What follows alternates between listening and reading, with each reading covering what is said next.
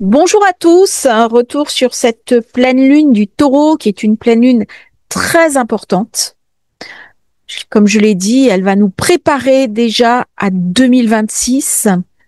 Le signe du Taureau, c'est le goût, l'odeur, le goût de la vie, le goût des bonnes choses.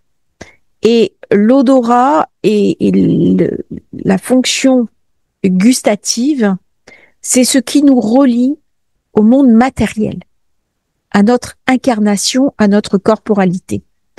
Alors, ce qui est assez surprenant, quelques jours avant cette pleine lune, j'ai eu des conversations qui ont tourné autour de la notion spirituelle du goût et de l'odorat. On dit que dans les sphères célestes, on ressent des odeurs suaves. On m'a parlé aussi de l'éducation du palais. Et de là, j'ai fait ce lien entre le palais humain, notre organe, mais aussi les palais célestes. Et dans la vidéo que j'ai publiée sur la pleine lune, elle était peut-être un petit peu trop connectée, je m'en excuse. On va revenir dans cette vidéo à des choses un peu plus concrètes, un peu plus pragmatiques. Il y a par le Taureau une invitation aussi à guérir, à trouver son chemin, à trouver sa voie, à ne plus être perdu en se connectant à la beauté du monde. C'est-à-dire que quand je m'émerveille, quand je regarde un coucher de soleil, quand je regarde le dessin d'une feuille, je suis connectée à cette beauté immanente qui est celle de la nature. Et lorsque l'art humain, l'art de la création des artistes vient parler à l'âme, c'est aussi par le chemin de la beauté. Et alors c'est très intéressant de voir comment l'art est traité dans le monde moderne, où cette question de la beauté n'est plus en lien avec l'expression artistique. On est dans une forme de déconstruction. Alors si vous regardez un tableau de Picasso, il y a toujours une structure qui tourne autour de la beauté, même s'il y a une déconstruction.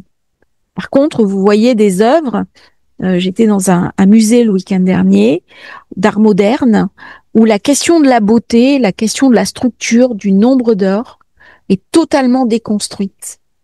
Et ça vient me parler des traumas, ça vient me parler de l'anti-beauté.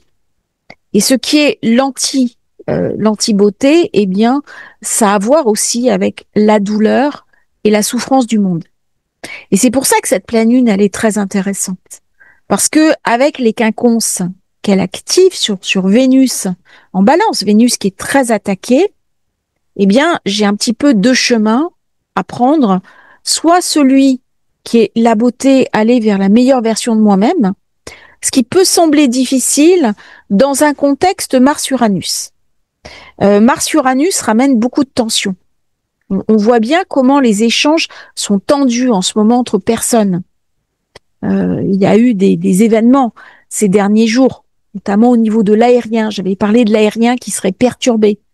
Et on voit bien les drones qui survolent des aéroports. Mais Vénus, qui fait un petit aspect positif à Mars, elle est sollicitée pour réactiver chez moi la fonction humaine, humaniste, bienveillante, généreuse et aussi affective. Donc c'est une période où on peut rencontrer une âme sœur, une âme jumelle, une personne qui vient d'une histoire antérieure. C'est une très très bonne période pour retrouver des mémoires. Alors soit guérir des mémoires familiales, puisque le Taureau parle aussi à l'arbre familial, c'est un enracinement. Donc dès que je me parle oui, je me parle. Quelque part, on va se parler à soi-même, en fait, quand on guérit, on va, comme si mon âme était à l'extérieur de moi, alors qu'en fait, je suis une seule personne. Mais il y a la nécessité de construire quelque chose, d'établir et de stabiliser quelque chose. Et ce qui est intéressant dans cette pleine lune, c'est comment deux éléments clés de l'histoire humaine s'articulent. Le premier, c'est l'instabilité avec Mars-Uranus, l'impermanence des choses. Et de l'autre, c'est ce besoin atavique que nous avons de stabilité par le biais du taureau. Le taureau est un animal qui aime sa zone de confort, qui est très attaché à ce qui est connu et à ce qui est maîtrisé. Il y a un besoin de sécurité chez le taureau, il y a un besoin de concrétude et il y a un besoin de réalisation professionnelle, sociale, mais aussi collective. Comment je vais arriver à recevoir ce besoin de stabilité dans un monde très incertain? Alors, j'avais parlé du taureau en lien avec l'Égypte. Eh bien, regardez Hathor. Quelqu'un m'a posé la question en me disant pourquoi l'Égypte, le taureau? Eh bien, parce que l'ère du taureau, c'était l'ère égyptienne. Et quand vous voyez la déesse Hathor, vous avez de très nombreuses représentations du taureau avec l'Égypte. Vous avez le taureau Apis, par exemple. Donc, le culte du taureau, le taureau sacré, est un culte égyptien. C'est une pleine lune qui va nous montrer nos forces. Alors, on voit bien comment Mars, Uranus ont ramené des choses assez surprenantes ces derniers jours. Je vais essayer de faire une vidéo sur le sujet. Mais dans cette énergie de pleine lune, allez chercher votre puissance, allez chercher une stabilité. Alors, cette stabilité, elle peut être matérielle, mais elle est au-delà du visible. Je m'explique. Lorsque j'ai une foi, lorsque j'ai une confiance, lorsque j'ai une lumière, et le taureau est un signe où recommence la lumière. C'est-à-dire le renouveau du printemps se fait en bélier. Mais dans le taureau, je suis aussi dans le renouveau du printemps. Donc c'est une lumière qui revient. C'est quelque chose qui est éclairé. Et cette question de la lumière, elle est au centre des 3 signes de terre. C'est dans la Vierge que je reçois totalement la lumière divine. Parce qu'elle me vient du poisson en face. Et dans le Capricorne, je vais la diffuser. Mais pour que je puisse recevoir la lumière dans la Vierge, il faut que j'ai une préparation initiatique. Et cette préparation initiatique se fait dans le taureau. Alors quand c'est à titre individuel, je dirais c'est relativement simple. Par contre, quand c'est au niveau des sociétés, au niveau du collectif, c'est déjà beaucoup plus difficile. C'est-à-dire comment je vais arriver à adapter mon système à un appel à la transformation, parce que là, on passe totalement de l'ère du poisson à l'ère du Verseau par Pluton qui est en Verseau, mais pas uniquement. Il est en lien avec Uranus. Et l'année prochaine, on a le déblocage. Donc c'est pour ça que j'ai dit, là, il y a quelque chose qui s'ouvre. Ça s'ouvre, pourquoi dans le signe de la Balance? D'abord parce que j'ai Vénus qui est chez elle, qui est la maîtresse de la Lune du Taureau, et qui est aussi sous l'égide de Saturne. Et Saturne active le triangle de lumière entre Pluton et Uranus, Saturne, Neptune. Donc cette pleine lune, elle est beaucoup plus importante, elle est vraiment déterminante, parce qu'elle va me montrer un certain nombre d'indications dont je vais avoir absolument besoin en 2026. Si je regarde le signe du Taureau et que je vais encore plus loin, on arrive au Minotaure. Là, on est en Crète. Le Minotaure, c'est un monstre à tête de taureau. Donc, il y a toute une tradition sur la question du taureau. Et pour aller tuer le Minotaure, qui est aussi mes ombres intérieures, c'est-à-dire que dans la période de cette pleine lune, le Minotaure en moi, c'est toutes mes vieilles souffrances, toutes mes vieilles douleurs que je dois expurger, que je dois évacuer. Là, on est dans les archétypes de Jung. je dois rentrer dans le labyrinthe. Dans le labyrinthe, qu'est-ce que j'ai? J'ai un fil. Le fil, c'est une lumière. Et la lumière du fil est parfaitement symbolisée par le soleil qui s'oppose à la lune. C'est un trait. Et le trait, symboliquement, c'est un fil d'énergie. Et ce fil d'énergie est renforcé par Mars, Uranus, qui est la foudre. Si je ne sais pas l'utiliser, ça va me brûler. Mais si je comprends qu'il y a là une indication qui va m'être donnée cette semaine, aujourd'hui, dans les semaines qui viennent, et que ces indications vont être précieuses pour la suite de ce qui va se passer en 2026, eh bien, je vais tirer totalement la quintessence de cette pleine lune. Alors, je n'avais pas ces informations au moment où j'ai fait la vidéo plus générale, parce qu'il y a aussi des informations qui viennent lorsque je dors, lorsque je médite, lorsque j'ai certaines lectures, il y a des choses qui s'activent.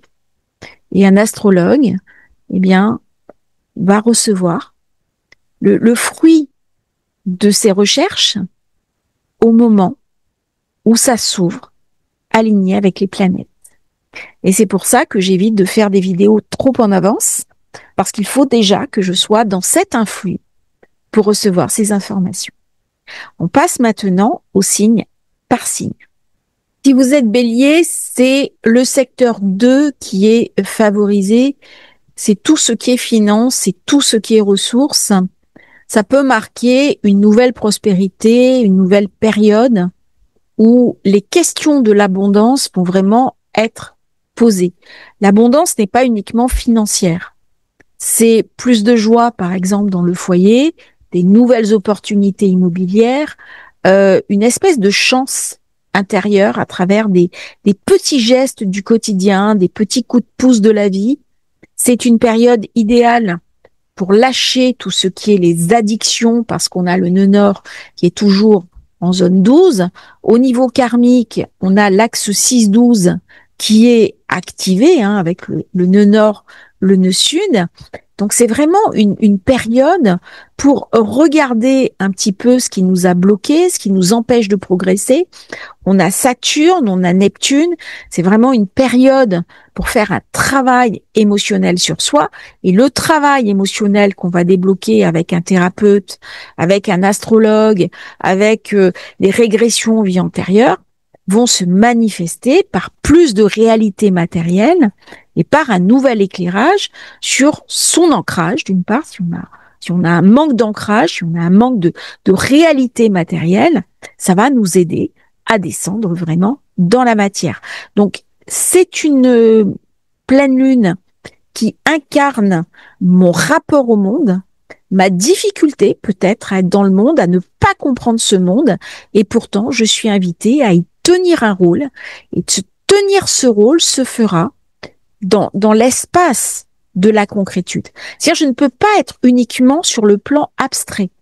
Il faut que j'incarne quelque chose. Et cette incarnation de mon idéal se fera dans la zone du taureau. Alors, est-ce que c'est par le goût? Est-ce que c'est par l'artistique? Est-ce que c'est par l'expression de moi-même? Eh bien, ça va dépendre, bien entendu, de votre thème de naissance, mais il y a une invitation à incarner quelque chose de nouveau, une nouvelle graine. Si vous êtes taureau, bien entendu, cette pleine lune, c'est la vôtre. Ça marque un nouveau départ. Ça marque quelque chose d'une identité à retrouver, une nouvelle information que l'on n'avait pas. Dans cette période, vous allez avoir des coups de chance. Vous allez avoir brusquement des formes de révélation sur des personnes, par exemple, qui peuvent vous aider, ou au contraire, des situations, des personnes qui vous desservent. On va parler d'un nouveau départ, on va parler d'une nouvelle prospérité via des contrats. Si on cherche un travail, on peut recevoir une nouvelle proposition. Il y a quelque chose de très très intense pour les taureaux qui s'activent, possibilité d'une rencontre, possibilité de stabiliser un couple.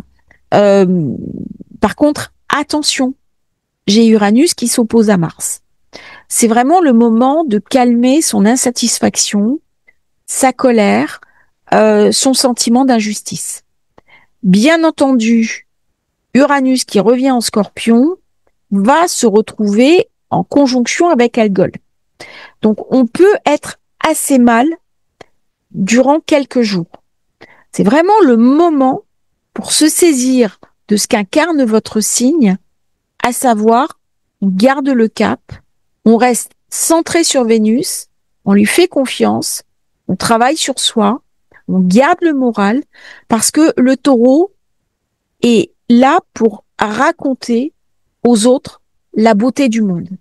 Il y a donc une espèce de connexion à faire sur cette beauté qui guérit, sur cette beauté qui parle à l'âme, pour aller la porter aux autres.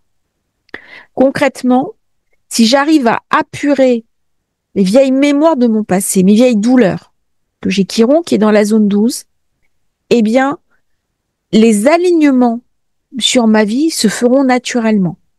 C'est-à-dire, va rentrer dans ma vie des nouvelles relations, peut-être une relation affective et aussi une nouvelle prospérité. Il y a vraiment quelque chose à regarder pour le taureau qui est clé, qui est fondamental. Allez chercher la confiance en soi. Si vous êtes célibataire, il peut y avoir cette rencontre avec une âme sœur karmique. Il peut y avoir aussi une augmentation professionnelle, une promotion. Par contre, ce qui est important, c'est de savoir où se situe votre vraie richesse. C'est quoi c'est pas que le financier. Ce sont les valeurs que je porte. Et du coup, dans cette période, on est invité à se connecter sur ses valeurs, son éthique.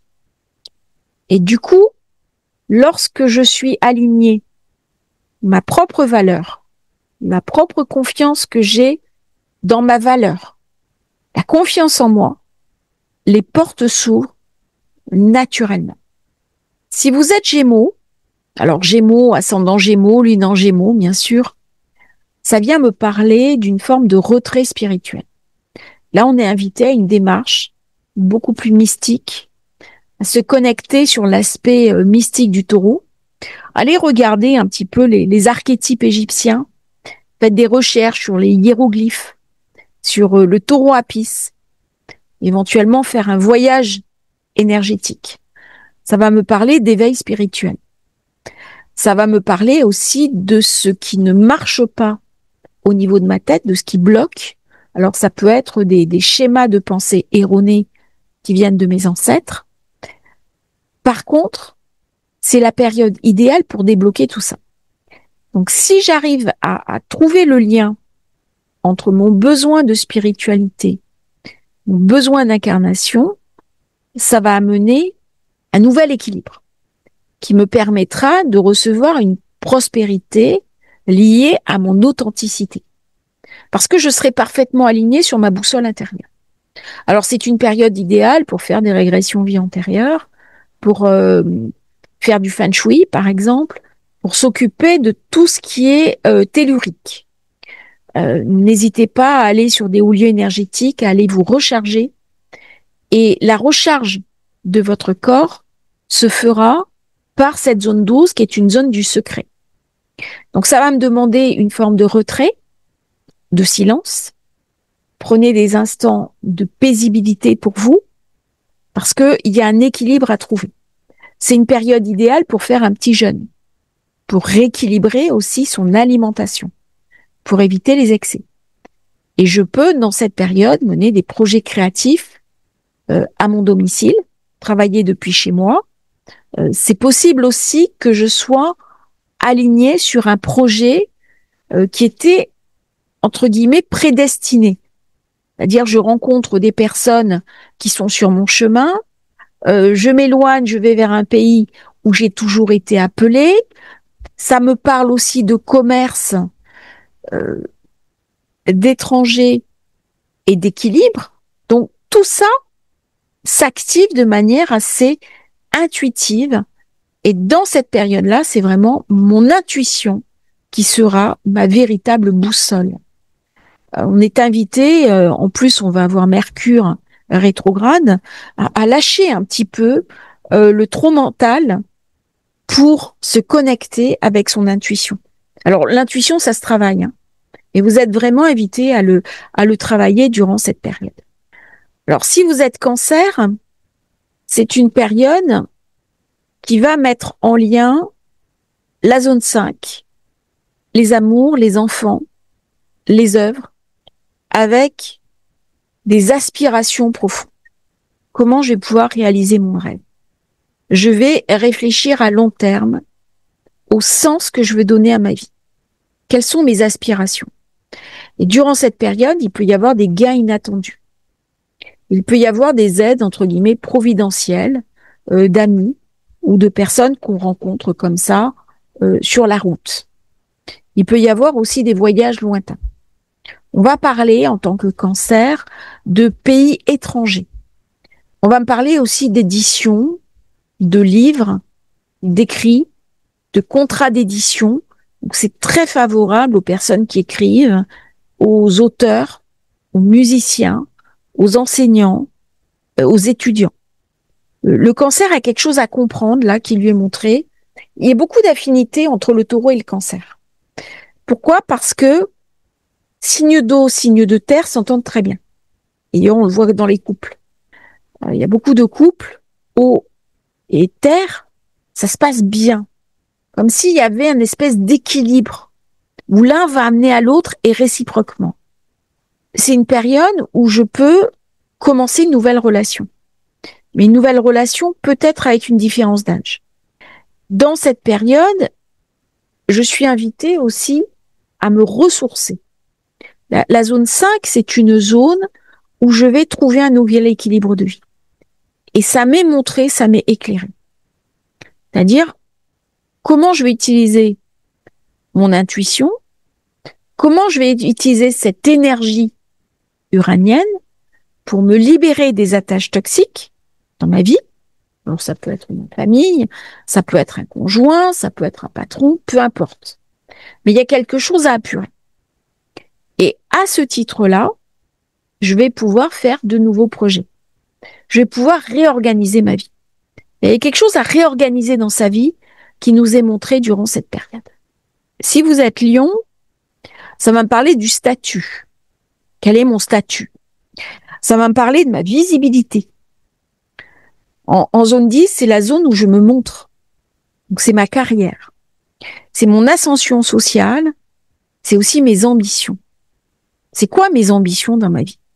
Alors là, on est vraiment invité à refaire le point sur ce qu'on désire faire. Parce que ça peut ouvrir des portes du succès professionnel, une donation financière, parents, grands-parents âgés, de revenus passifs, bien en particulier de l'étranger. Et c'est une invitation à réorganiser sa vie. Soit à aller vers ses ambitions et être un peu moins chez soi, soit à réduire ce trop-plein d'énergie, de vitalité dans la zone du statut pour plus me consacrer à mon intériorité, à ma famille, à mon foyer. Donc il y a une abondance à libérer au niveau du Lion qui nous est montrée avec cette pleine lune. Alors j'ai parlé de la Terre qui nourrissait l'idéal, puisqu'il y a un idéal de bâti. La zone 10, c'est aussi là où je construis ma maison. Alors, c'est pas la maison au niveau des fondations. La maison des fondations, c'est la 4. La 10, c'est la toiture. Donc, je prends l'ascenseur et le feu du Lion va nourrir la terre. Ça redonne de la teneur à la terre. Il y a donc un accord majeur entre ces deux aspects élémentaires. Si je passe cette pleine lune en conscience, ça va me permettre, en activant mon intuition, à recevoir des influx positifs pour les 3 mois à venir. Et j'aurai le débouclage l'année prochaine lorsqu'on passera sur la nouvelle lune du Taureau. Très important parce que le Lion a ce côté royal que possède le Taureau. Ce sont des animaux qui, dans l'Antiquité, étaient sacrés. Donc il y a quelque chose de sa propre lumière, de son statut à retrouver. Si vous êtes vierge, lune en vierge, ascendant vierge, ça active le secteur 9, qui est le secteur des voyages, qui est le secteur des déplacements, mais ça active aussi la zone de la communication. Comment je vais pouvoir mieux communiquer, apprendre peut-être des langues étrangères. Et ça active également la question des sens, la question de l'odorat, la question du sens olfactif, gustatif. C'est l'envie de se faire plaisir. C'est une très bonne pleine lune pour la Vierge parce que c'est signe de terre. Donc il y a quelque chose qui peut se construire là, qui peut se stabiliser, qui peut se mettre en place. Et ça va passer par reprendre le goût de la vie. C'est quoi le goût de la vie? C'est une image qui, parce que on me parle au gustatif, va m'aider à incarner quelque chose dans le réel. Alors ça peut sembler un petit peu opaque, ce que je dis. Je vais l'expliquer. Je vais le clarifier. Ça active le secteur 9. Le secteur 9 est une maison très mystique. Ça me parle bien sûr de voyage, de déplacement, d'opportunités internationales, possibilité de rencontrer quelqu'un, soit à l'étranger, soit durant un déplacement, soit un étranger aussi. Ça me parle d'académie, possibilité de reprendre des études, de suivre une formation, de publier des livres, protection d'amis qui sont des bienfaiteurs. Ça me parle aussi de changement au niveau de ma vie, au niveau de mes projets personnels, nouvelles perspectives. Ça peut m'amener une romance interculturelle. Je tombe amoureux de quelqu'un ou de quelqu'une qui n'est pas de ma zone géographique ou sociale. Mais ça me parle aussi de cette question du guide. Et chaque fois que j'ai la maison 9 qui apparaît, l'autre, ça peut être aussi un guide mystique. C'est entre guillemets le guide que je vais suivre pour aller vers ma prospérité, vers mon abondance, vers une meilleure gestion de ma vie. C'est sortir quelque part de sa zone de confort. Si j'arrive à réorganiser ma vie, ma pensée, infléchir dans le sens du changement, par la puissance de la maison 9, eh bien, je vais saisir la conscience, la force de cette pleine lune du Taureau qui est éminemment puissante. C'est une pleine lune qui est karmique. Donc, si elle est karmique, elle me demande une adaptation. Elle me demande un changement. Si vous êtes balance, pour toutes les balances, ascendant balance, lune en balance, ça vient me parler de la zone 8, qui est la zone de l'initiation. Symboliquement, ça renvoie au Taureau. Pourquoi? Parce que le Scorpion, là où j'ai le soleil, se trouve en zone 2.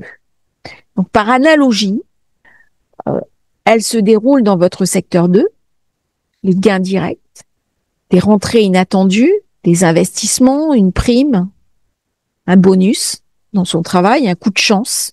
On peut trouver un billet de 10, 20, 30, 40 euros par terre, un héritage. Mais ça vient me parler aussi de mes dettes que je dois libérer.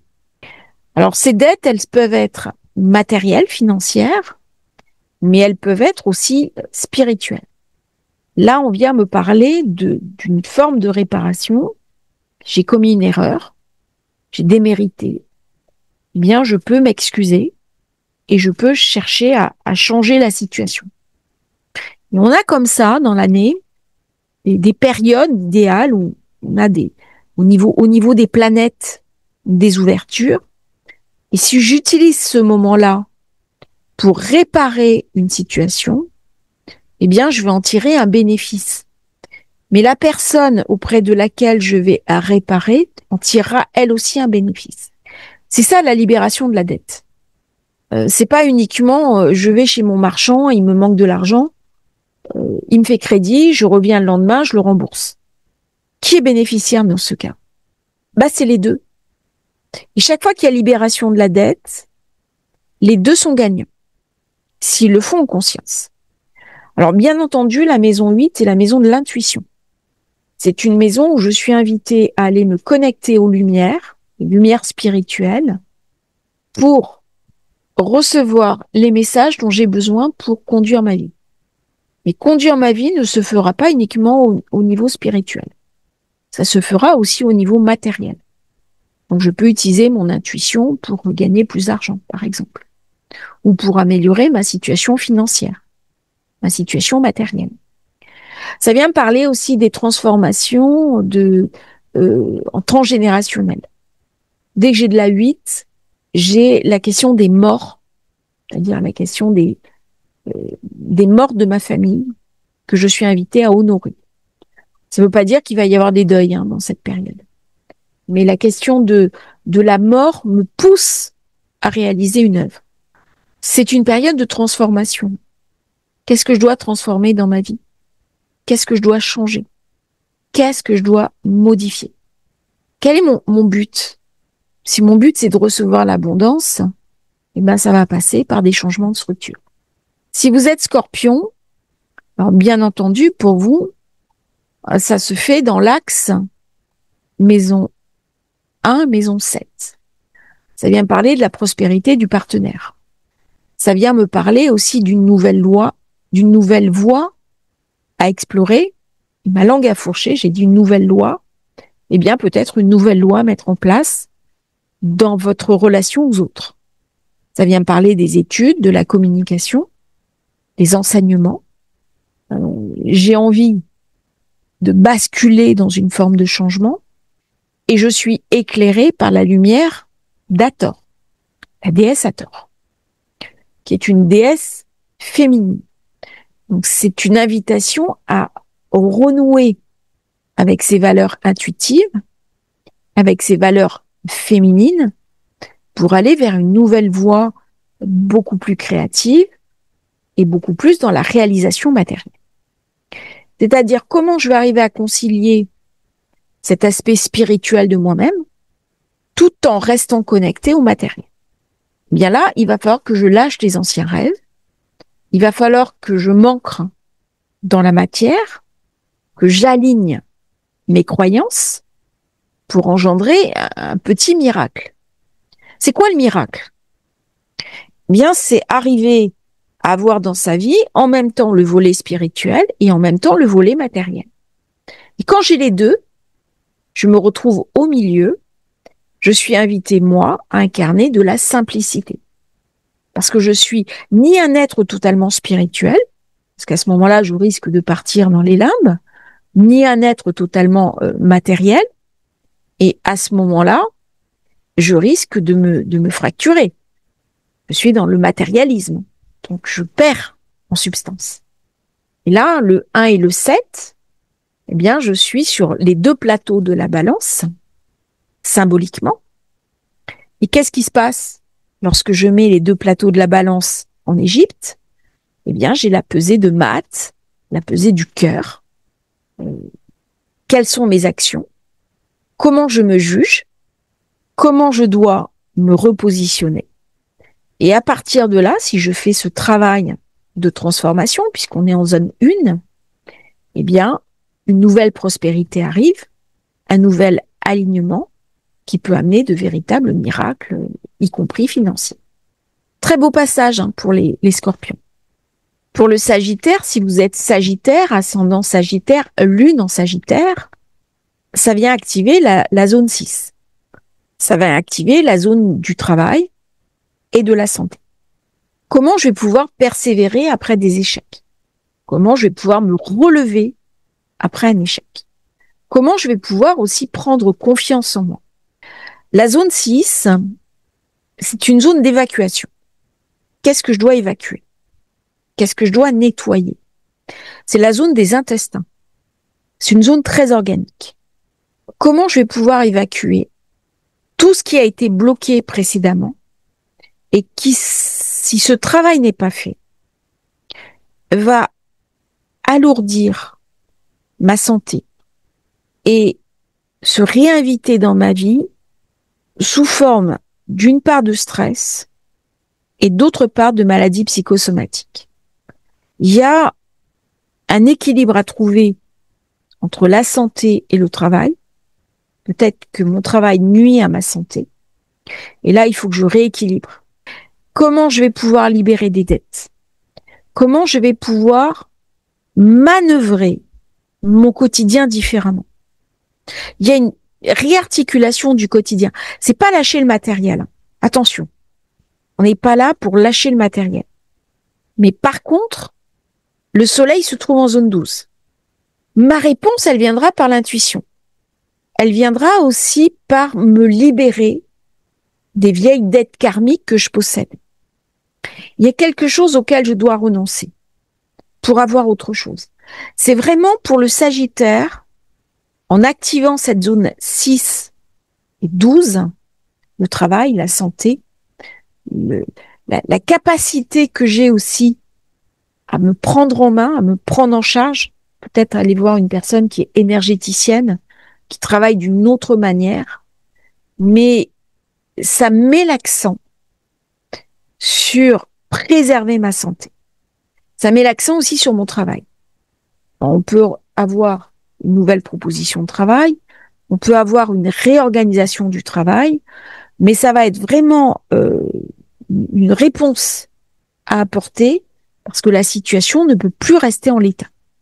Si vous êtes Capricorne, alors c'est bien sûr une pleine lune qui est chanceuse pour vous parce que ça met l'accent sur l'amour, la créativité, la possibilité de rencontrer quelqu'un. Et si vous êtes déjà en couple, eh bien, du plaisir, de la joie, de l'amour, peut-être une nouvelle romance qui démarre, ou alors si je suis en couple, eh bien, on retrouve une flamme. Ça me parle aussi des enfants, une bonne entente avec les enfants. On apporte du bien à ses enfants, il y a des échanges positifs avec nos enfants. On peut, dans cette période, créer une famille, devenir parents, grands-parents, quelque chose de très fertile. Le taureau, c'est le signe de la fertilité. Je pense qu'après cette pleine lune, va y avoir des naissances qui vont être annoncées dans les 9 mois qui viennent. Peut-être faire une petite note d'ailleurs à la fin sur le sujet. Parce qu'on est et c'est juste au signe du Capricorne que j'en parle. Parce que c'est le signe qui est en face du Cancer.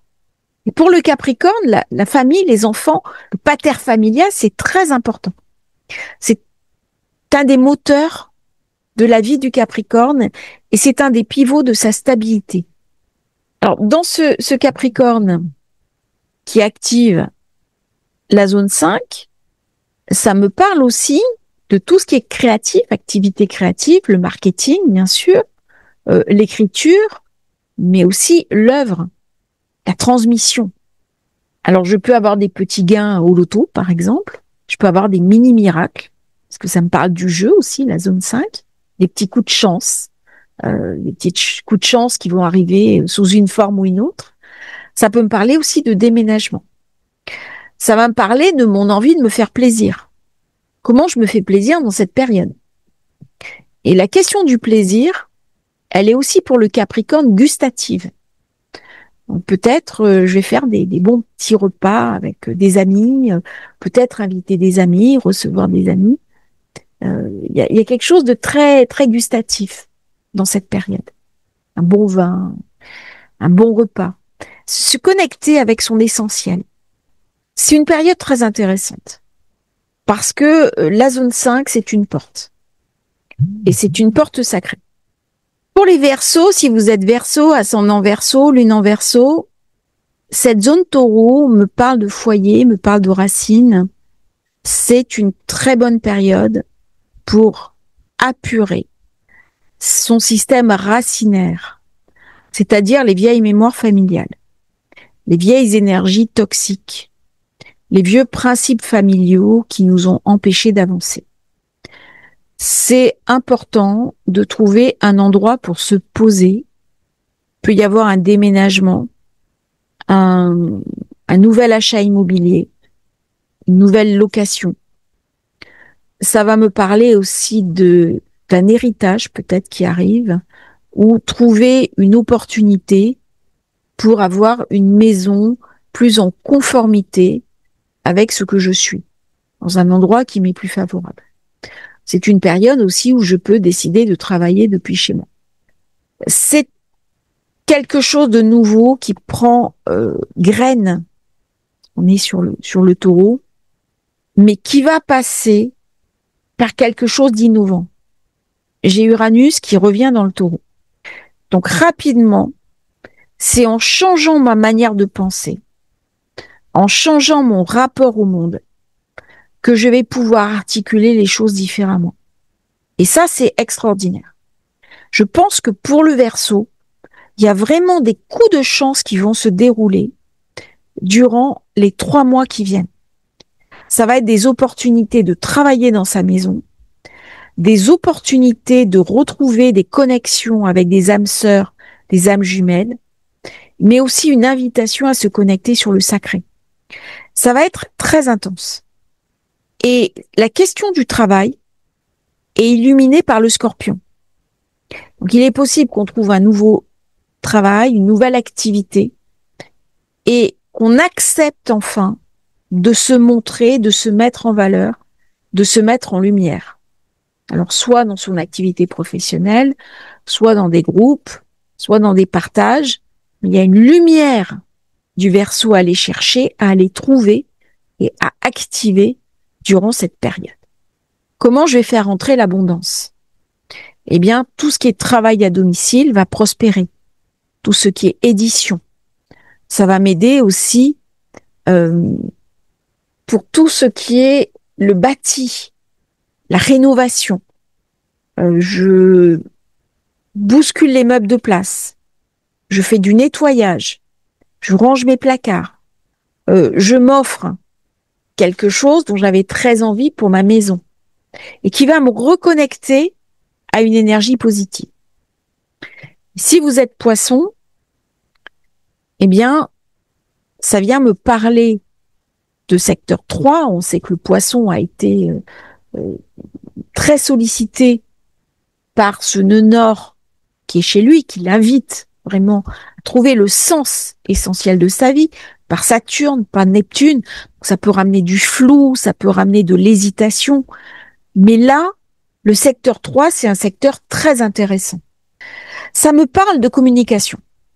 Alors, d'un point de vue matériel, ça me parle d'édition, de publication de livres, d'un enseignement que je suis, d'un enseignement que je donne.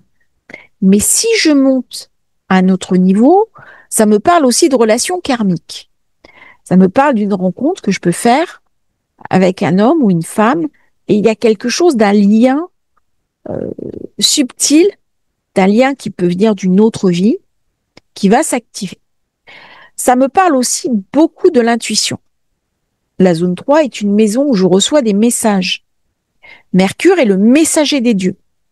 Donc, dans cette période-là, par l'énergie du taureau, qui est une énergie sacrée, eh bien, nous allons recevoir des informations intuitives, alors sous forme de rêves, sous forme de synchronicité, sous forme de messages mathématiques, par exemple des heures miroirs, qui vont s'aligner, qui vont nous donner des codes. Et ces codes vont nous aider pour 2026.